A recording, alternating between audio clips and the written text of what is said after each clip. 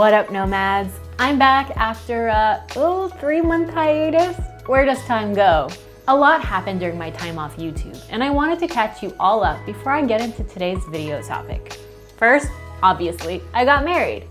In June, I married my boyfriend of 4 years, Tyler, and I'll be releasing some wedding content on here before resuming more travel-themed content. Next news, I quit my tech job and I'm taking some time off to travel and work on my own personal projects before I decide what's next. This means I'll have a bit more time to work on this channel and make up for my spotty uploads over the past year. And the last piece of news is that I founded a small business called Keiko Furoshiki that makes Japanese-inspired reusable fabric gift wrap.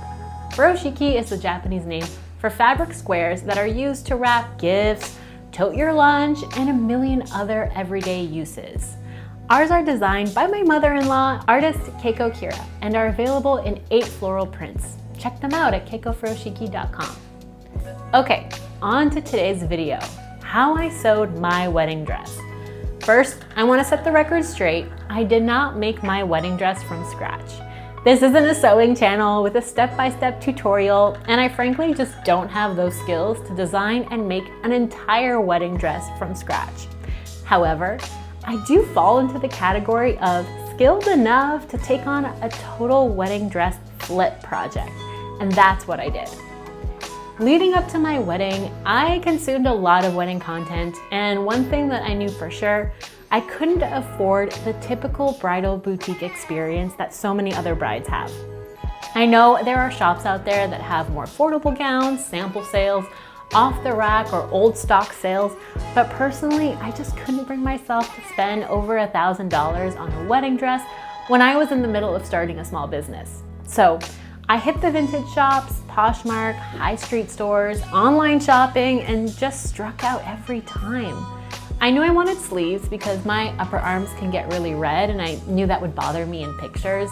But other than that, I was pretty open to styles and just wanted something not too cookie cutter that was flattering and appropriate for a garden chapel wedding. But I also didn't want super cheap fabric. So many of the dresses I saw online at a great price seemed kind of cheap, made with hot and stuffy polyester, and I just couldn't bring myself to compromise on that. Had I done a city hall wedding, I probably would have rocked the suit I wore for my engagement photos, but I wanted something more feminine for this particular wedding venue and vibe. So that's where I was starting. After hunting and ordering and returning, I found this dress from Australian brand Elliot. I bought mine for a little over $300 through the Free People website because they had the cheapest shipping to Canada. It checked a lot of boxes. It was flattering on my shape, it had sleeves, and I thought it was fitting for the garden venue. I wasn't in love with it, but I wanted to dispel this myth that your wedding dress has to be your one and only dream dress. Totally doable with unlimited time and money, but if you're feeling like your experience isn't living up to this hype of finding the one, you're not alone. For me, my wedding dress was one of many looks I was excited to wear during my wedding events. But I knew that for my budget, I wasn't going to get the Danielle Frankel dress of my dreams, and that's okay. I was more excited to spend my money on clothing and accessories that I'd be able to rewear after. So this dress arrives, and it fits great. I'm a size 4 to 6, and the medium fit perfectly, like length and everything, which was promising. But I knew it wasn't love, even considering my very realistic expectations. It was a little too boho for my personal taste and a little too mermaid caught in a net, and some things about it felt cheap, like the lining being a super dark nude on my pale skin and the fact that the lining wasn't throughout the whole dress. So I decided to keep the dress, but to completely redo the fabrics. Keep the shape, but make some major alterations to the composition of the dress and hopefully make it look higher quality and just more bridal. So here's what I did. First, I replaced the netting, I don't really know how else to describe this, with silk organza throughout the entire dress. Then I replaced the lining with ivory white silk cotton and I lined the whole dress. So I got the sleeves and the second part of the skirt in there where the original didn't have that. I also fixed the misalignment of the skirt.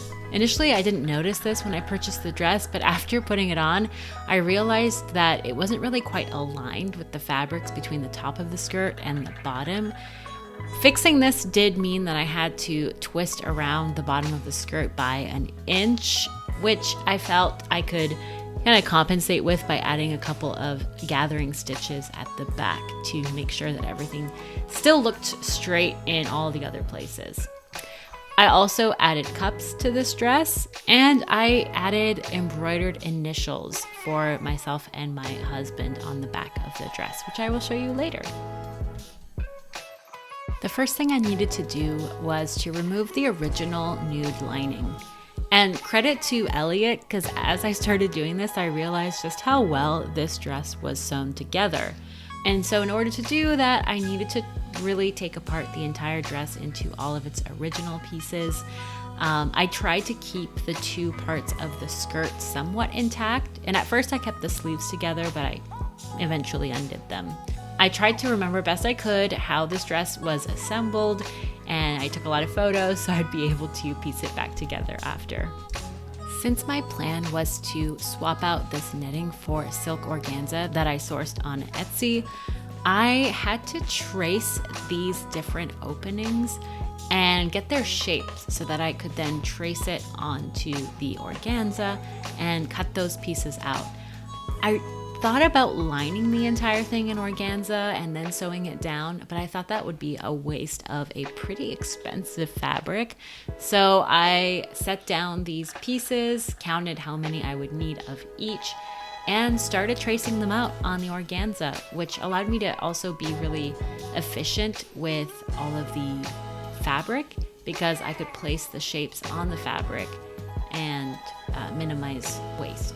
For the top pieces, I actually decided to cut out the organza in the same shape as the piece because the netting was so delicate. So here it is pinned to the original dress, and I did one test where I sewed it down and cut it out just to test how sheer it would be and if I liked the look.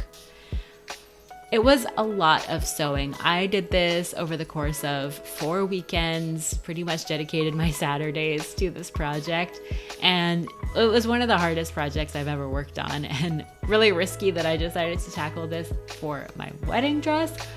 But I just took my time and tried to be smart about what I was doing. And then, of course, like any good novice seamstress, Google and YouTube anything that I didn't know how to do.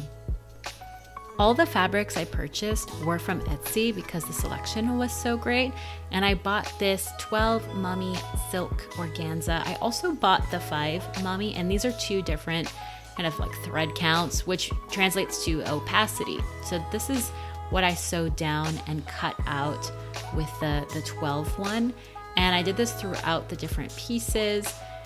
And then the job was really just to cut out the netting, and what would be revealed was the transparent silk organza. Next was to move on to creating the lining. So I did end up opening the sleeves. So this is what they look like flattened out to get the proper sizing of the liner. And then for other pieces, I just used the original piece of liner and traced that and used that.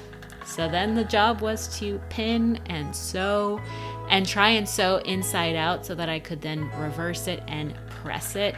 So I would get these clean lines along the top and the bottom. And this is the top part of the skirt, almost finished. So I also had to add some darts to match the darts of the outside and of the original lining. So there's some lumps and bumps, which, it took me a little bit of time to go smooth out with my iron and with some additional stitches. But truly, the most technical part of this whole project was assembling the top pieces. So I got them lined, I closed up the sleeves, but like one sleeve was fitting a little bit tighter than the other. So I ended up unstitching and restitching the whole top part of the dress quite a few times just to make sure everything was right, that it wasn't scratching me, that the seams were laying flat, that the darts were in the right place, that it fit me, and that it wasn't gaping anywhere. So yeah, I definitely struggled with this one, but I was really proud of myself every time I would kind of solve one piece of it. And yeah, that's my tip to anyone taking this kind of project on, is don't be afraid to seam prep and to start over, because you'll be happier later that you did it right. After the dress was assembled in its first version, I added the embroidery of our initials to the back of the dress. And you can see in this clip how it turned out, but also how there's kind of an ombre effect of sheerness with the panels. They go from very sheer to more opaque. And that's simply because I kind of ran out of the more opaque silk. And so I think it's a kind of a happy accident, because it looks kind of cool that it ends up becoming more sheer towards the bottom of the dress. Being able to fix the alignment of the top and bottom skirt was just an added bonus of this reconstruction job. And overall, I was really pleased with how the silk organza laid on top of the silk cotton lining really made this dress brighter and more bridal and more substantial, not to mention more comfortable. I got this waltz length veil off of Etsy for $25, but where I splurged is my earrings that are Baroque pearls that I picked up at a shop in my neighborhood in Montreal. And I also splurged on this beaded stud bag because I wanted something that I could rewear that would remind me of my wedding. And instead of going for like a nude sandal that I really didn't feel like I would wear again, I actually went really playful and feminine with these silver Maguire shoes that are a really comfortable height. And I knew that I would get to wear them again because they're just so fun. Over the next few weeks, I'll be posting more bridal and wedding content, plus a video on what I packed for my 2 months in the US this past summer. I'm feeling inspired to share because I believe there are a lot of engaged couples out there who don't want to spend $50K on a wedding, but still want options to make it personal and stylish. And YouTube needs more voices like that. So thanks for watching, and I'll see you in the next video. Thanks for watching this video until the end. For more content like this, make sure you subscribe to the Capsule Suitcase and turn on notifications so you get all the fresh content as soon as it comes out. Thanks for supporting this channel. Happy travels!